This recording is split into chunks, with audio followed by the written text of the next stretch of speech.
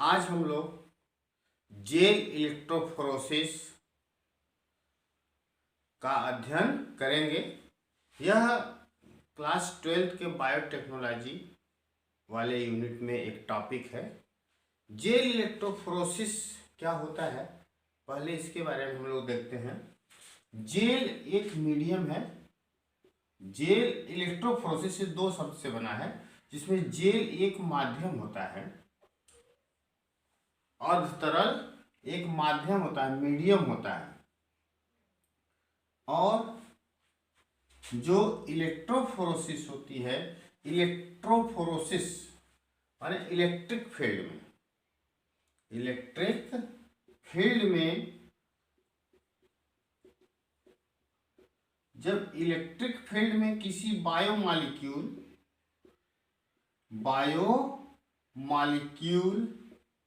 जैव अणु, जो क्या होता है, जैव अणु को इलेक्ट्रिक फील्ड में रखते हैं। बायोमॉलिक्यूल जैसे आपका क्या होता है, अमीनो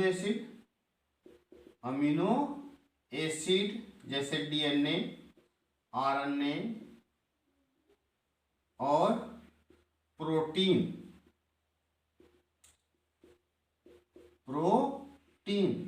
इन सबको इलेक्ट्रिक फील्ड में रखने के बाद, सपोज करिए डीएनए है, क्या है, डीएनए, और इस पे कैसा चार्ज होता है, निगेटिव, फॉस्फेट के बाद। और अगर इसमें इलेक्ट्रोड से इसको जोड़े, इलेक्ट्रोड से इलेक्ट्रिक फील्ड क्रिएट करें, तो इसमें एक तरफ प्लस और एक माइनस। इसको अगर हम इलेक्ट्रोड से जब जोड़ते हैं तो इस डीएनए मॉलिक्यूल क्या होता है, चार्ज के अकॉर्डिंग इस इलेक्ट्रिक फील्ड में ये रन करता है और सेपरेट हो जाता है।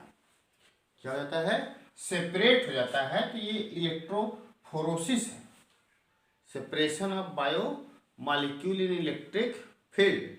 और उस इलेक्ट्रिक फील्ड में इस मॉलिक्यूल को हम किस मीडियम में सेपरेट करेंगे, उसके लिए हम बनाते क्या हैं, जेल मीडियम। क्या बनाते हैं, जेल मीडियम बनाते हैं। और ये जो जेल मीडियम होता है, ये मेनली दो कंपोनेंट का बनाया जाता है, जैसे अगरोज जेल और एक्रिलामाइड,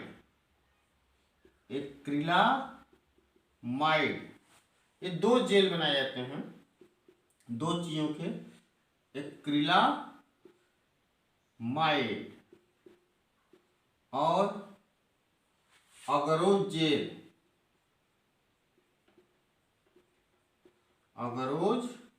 जेल, इन सबके एक माध्यम बनाया जाता है, मीडियम।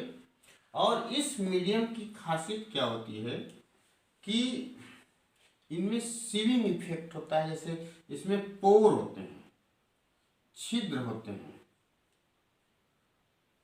क्या होते हैं, छिद्र होते हैं। छिद्र होने के कारण ये बायोमॉलिक्यूल जो होता है अपने साइज के अनुसार, जैसे ये आपका क्या है, अगर ये अगरोज जेल का एक मीडियम बना लिए, तो इस मीडियम में हल्के छोटे छोटे पोर होते हैं, जैसे अगरोज जेल है सब में, ठीक, पोर होते हैं। और जब हम डीएनए ये सबको लोड करते हैं इसमें, जैसे डीएनए को लोड किए, छोटे फ्रेगमेंट बड़े फ्रेगमेंट सब होंगे इसको, और इसको जब सेपरेट करना है, तो ये जब इसको इलेक्ट्रिक फील्ड में रन कराएंगे, ये क्या करेगा कि जो बड़े फ्रेगमेंट्स हैं वो पास रहेंगे, और जो इससे छोटे फ्रेगमेंट्स हैं वो दूर दूर चले जाएंगे, इस पोर के कारण, जिसमें छिद्र है, सीविंग इफेक्ट के कारण। ये क्या करेंगे, छोटे वाले जो स्मॉलर फ्रेगमेंट हैं वो दूर जाएंगे, और जो लार्जर फ्रेगमेंट हैं वह पास रहेंगे। इसीलिए इन सब जेल का यूज किया जाता है। तो ये अगरोज जेल, एक्रिलामाइड जेल, ये थोड़ा सा ज़्यादा हाई क्वालिटी का, जैसे ये प्रोटीन अमीनो अम्ल दोनों को सेपरेट करने के लिए बहुत ज़्यादा यूज किया जाता है, जबकि डीएनए के लिए बहुत ही ज़्यादा सूटेबल है अगरोज जेल। इससे प्रोटीन भी थोड़ा करते हैं इस मीडियम में सेपरेशन। उसके बाद दूसरा बात क्या होती है कि ये जो जेल है इसको स्टेनिंग भी होना चाहिए। जेल स्टेनिंग एक ये भी स्टेप है इसमें, जेल इलेक्ट्रोफोरेसिस करते वक्त। माने जेल को स्टेनिंग मीन्स कलर करना। स्टेन का मतलब नहीं होता जैसे बाल पक गया तो भी जैसे लोग बुढ़े लगने लगे आप तो कहा जाएगा कि भाई थोड़ा सा कर लो डाई ये सब लगा लो तो कलर कर लेते हैं। तो उसी तरह से एक तरह से स्टेनिंग एक टेक्निक होती है जो बायोमॉलिक्यूल को स्टेन किया जाता है, कलर किया जाता है। तो इस जेल मीडियम में जेल इलेक्ट्रोफोरेसिस का एक उद्देश्य ये भी होता है कि जो बायोमॉलिक्यूल इस मीडियम में है, मीडियम में से डीएनए मॉलिक्यूल कहाँ कहाँ पे है इसको विजुअलाइज, उसको देखने के लिए पहले ही जेल को स्टेन कर देते हैं। मैंने जब जेल मीडियम बनाते हैं तो उसमें कुछ डाई मिला देते हैं। जैसे डीएनए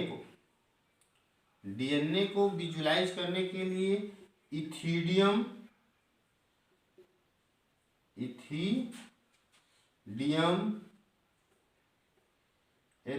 ब्रोमाइड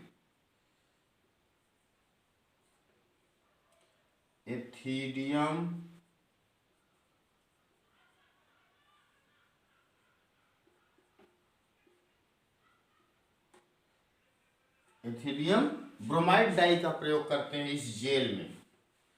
ठीक, तो इतना तो ये क्लियर हो गया आपका कि जेल इलेक्ट्रोफोरेसिस क्या है। इलेक्ट्रोफोरेसिस क्या है कि इलेक्ट्रिक फील्ड में बायोमॉलिक्यूल्स को उनके चार्ज के अनुसार उनके चार्ज के अनुसार इलेक्ट्रिक फील्ड में सेपरेट किया जाता है।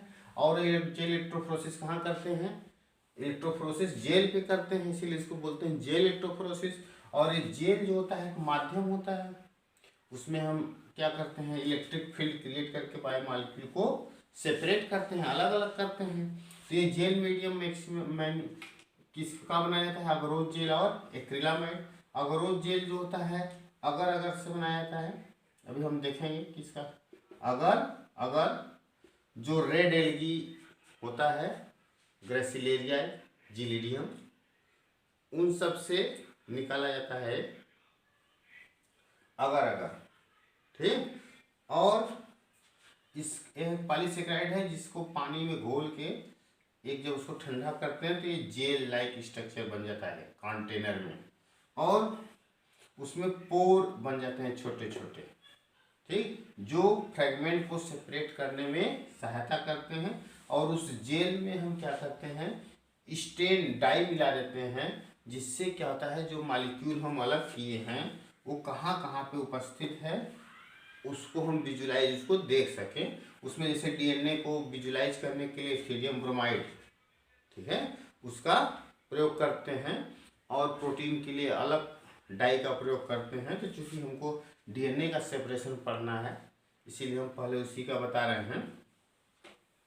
तो हम लोग देखते हैं कैसे करते हैं। पहले जो आपके एनसीईआरटी के बुक्स में दी हुई है उसमें जैसे पहले होता क्या है कि आपका एक कंटेनर है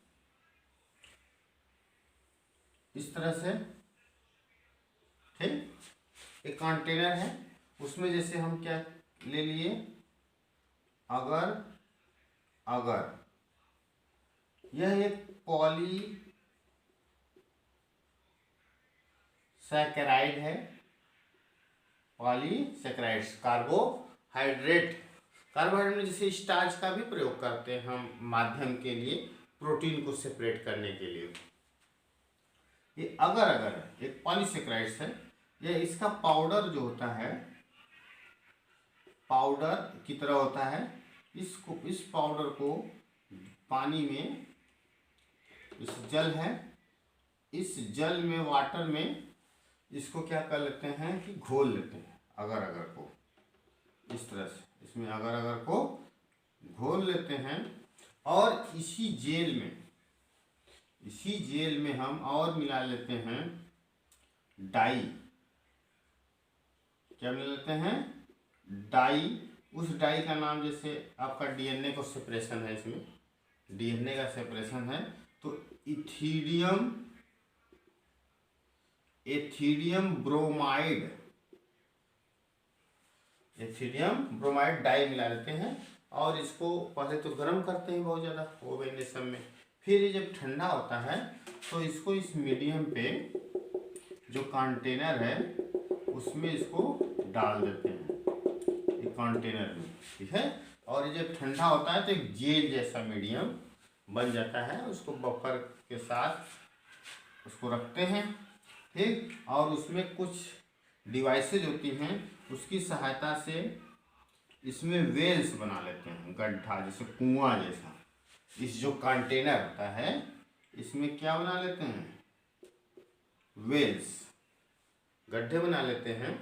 उसके बाद इसमें जैसे इलेक्ट्रिक फील्ड माइनस कैथोड एक तरफ होता है और इधर एनोड प्लस एनोड कर देते हैं, और इसमें डीएनए को लोड कर देते हैं। पहले क्या करते हैं, जैसे डीएनए सैंपल है,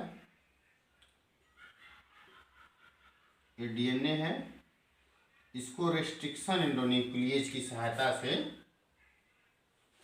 हाँ, प्रतिबंधन एंडोन्यूक्लिएज एंजाइम रेस्ट्रिक्शन एंडोन्यूक्लिएज, इसको इसके बारे में बताया गया है पहले ही। एंडोन्यूक्लिएज की सहायता से इसको क्या कर लेते हैं, कट कर लेते हैं। ये बन गया डीएनए फ्रैगमेंट, ये डीएनए फ्रैगमेंट बन गया।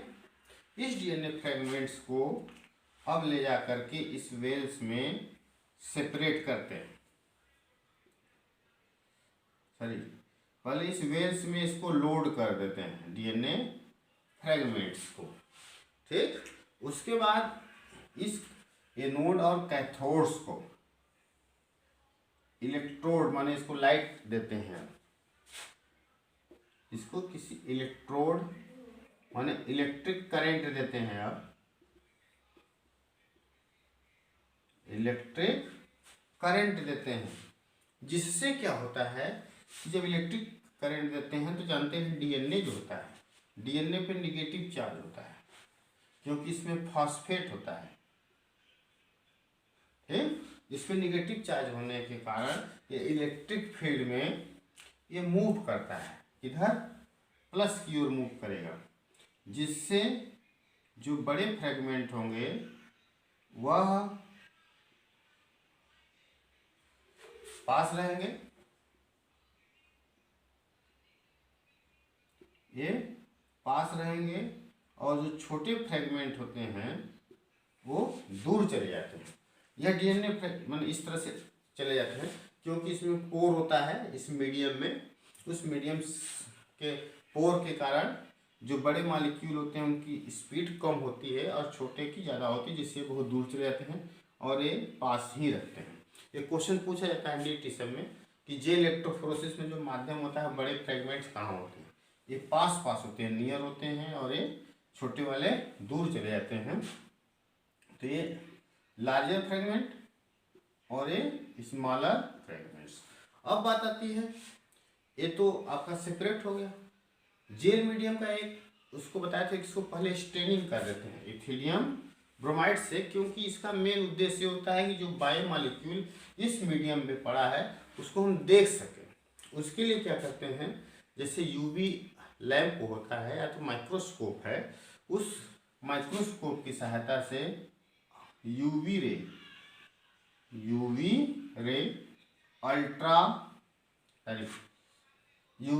अल्ट्रावायलेट रे, यूवी रे डालते हैं, जिससे क्या होता है जहाँ जहाँ पे डीएनए का फ्रेगमेंट होता है वहाँ पे ब्राइट ऑरेंज कलर उत्पन्न होगा।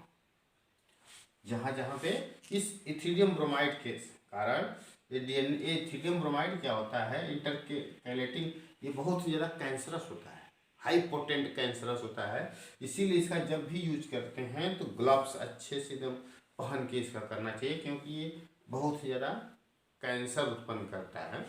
इंटरकैलेटिंग एजेंट है, ये क्या करता है जाकर डीएनए से एकदम बाइंड कर जाता है इसमें, जिससे जब हम यूवी रे डालते हैं जेल मीडियम में तो जहाँ जहाँ डीएनए होता है वहाँ पे ब्राइट ऑरेंज कलर देने लगता है आपका।